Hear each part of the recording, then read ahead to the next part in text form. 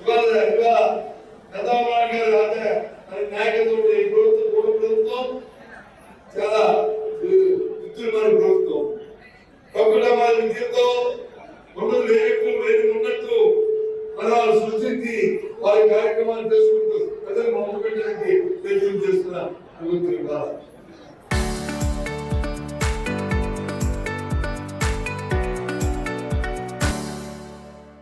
కాబట్టి వాళ్ళని అందరికీ కూడా సమస్యలు ఆలోచించేందుకు కోరుతున్నాను.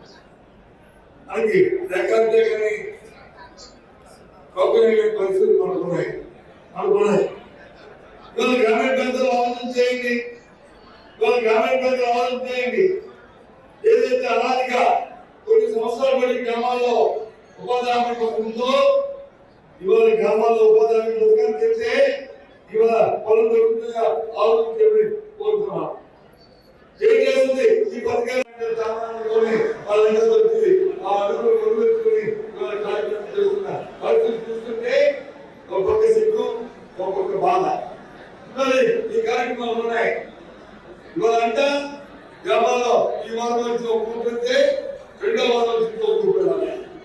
ఎక్కడ చదువుకోండి గ్రామాల్లో ఎంతమంది ఉన్నారో అరులందరికీ ప్రతి ఒక్కరికి కార్యక్రమం వచ్చిన బాధ్యత ఈ ప్రభుత్వం లేదా? అటువంటి కార్యక్రమాలు నేను గ్రామాల్లో పెరిగెట్టి వాళ్ళు చాలాల్సిన పరిస్థితి ఉంది. ఇది మన గతంలో జగన్మోహన్ రెడ్డి నాయకత్వంలో ఎంతమంది అయితే అంతమంది ఆ కార్యక్రమం ఇచ్చారు. అంతేకాదు ఇవాళ గట్ల మీద కూర్చొని పొడవు తీసి దొంగ మొత్తం వేసి ఇవాళ రోజు పరిస్థితి చూస్తుంటే ఇవాళ వస్తున్న ఫిర్యాదులు చూస్తుంటే ఒక ఎంతో ఇబ్బందిగా ఉన్న పరిస్థితులు ఉన్నాయి. ఆలోచించమని కోరుతాం. నేను ఎవరో విమర్శించడానికి మాట్లాడాలంటే వాస్తవాలు మాట్లాడుతున్నాం. నేను చూడమని చెప్తున్నాను. జాతీయ స్థాయిలో గ్రామాల్లో ఉండే కార్యక్రమాన్ని ఇవాళ కుటుంబ నాయకులు పెద్దలు అధికారులు ఆలోచన చేయండి.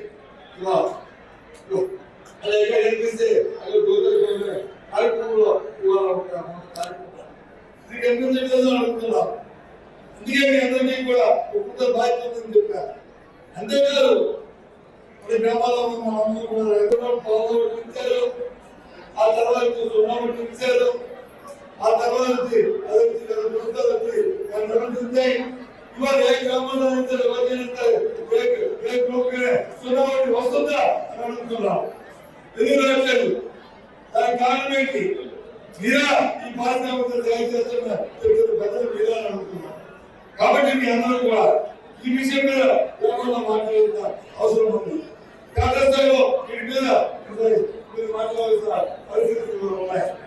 అంతేకాదు ఎన్నో సమస్యలు మూలమైతే ఒక పేదవాళ్ళకి పరిస్థితి కావాలంటే ఒక ఇంట్లో జబ్బు చేస్తే పలానాది ప్రభుత్వం ఉంది, పలానాది ఇవాళ ఉన్నది ఆలోచన ఉంది.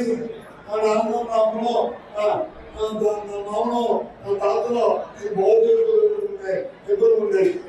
ఇవాళ లేదు. ఇవాళ అంతా ఇబ్బంది పడుతున్నారు. ఇవాళ ఆలోచన వచ్చాయి అడిగిపోయింది. ఈ కార్యక్రమాన్ని గ్రామాల్లో మనం మాట్లాడాల్సిన పరిస్థితులు ఉన్నాయి. ఇటువంటి నేపథ్యంలో పరిస్థితుల రాష్ట్రంలో ఉన్న పరిస్థితులు. కాబట్టి మీ అందరూ కూడా ప్రతి ఒక్కరు కూడా ఈ కార్యక్రమం ఆలోచించుకోవాలి. ఎన్నికలు వచ్చిన రాజకీయాలు ఓడిపోయి వస్తాయి. గెలుస్తాం మోసం కోల్పోతాం. అవసరం ఉంటే వాటి గురించి కానీ ముఖ్యంగా మనకు కావాల్సింది అది కాదు. ఇవాళ ఈ ప్రభుత్వంలో ఈ గ్రామంలో ప్రజలకి ఈ రాష్ట్రంలో ప్రజలకి వాళ్ళకి ఏం జరుగుతుంది కాబట్టి ఇవాళ కాకపోతే బాధపడితే ఇబ్బంది పెడితే వాళ్ళ తరఫున అడగవలసిన బాధ్యత మనం బాగుంటున్నాం.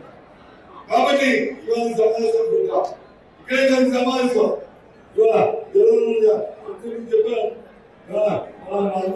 అందరూ కూడా మాట్లాడుకున్నాం. అందరితో కూడా రాష్ట్రం చెప్పుకుంటారు.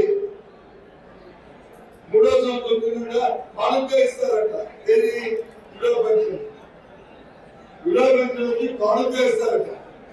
ఏనా గొడవ పెడుతున్న నాయకులు మీకేం చెప్పలేదు లేదు. రాసిన ఆ పత్రిక కూడా సిగ్గులేదు, ఆ పత్రిక యాజమాన్యానికి కూడా సిగ్గులేదు. ఇంకా ఈ రికార్డు మాట్లాడే ప్రతిదీ కూడా రికార్డుతో మాట్లాడుతాం. ఏదైతే ఈ రాష్ట్రంలో అమ్మఒడి ఇచ్చారో, ఇంతకుముందు పిల్లలకి అమ్మఒడి వాళ్ళకి ఇస్తాను 13,000 రూపాయలు, 14,000, 15,000 ఒకేసారి ఇచ్చాం. కానీ ఇవాళ కూడా ఇంకా గ్రామీణ ప్రాంతాల్లో 6,000, 7,000 రూపాయలు ఇచ్చి ఇంకా 6,000, ఇంకా 5,000, ఇంకా 6,000 రూపాయలు ఇవ్వాల్సిన ఎంతో మంది పిల్లలు ఇంకా గ్రామీణ ప్రాంతంలో వెళ్ళి చూసుకోమని చెప్తున్నాను. ఇంకా బతుకులు రాయి ఈ విషయాన్ని. ఇది కానీ తప్పైతే ఎప్పుడైనా చూసామండి విద్యుత్తులు చూసామండి. వాళ్ళకి ఇవ్వడానికి వచ్చి ఒక 1,000, 2,000 కోట్లు ఇస్తే ఆ సమస్య అయిపోతా. ఆ 1,000, 2,000 కోట్లు ఇవ్వాలి సార్.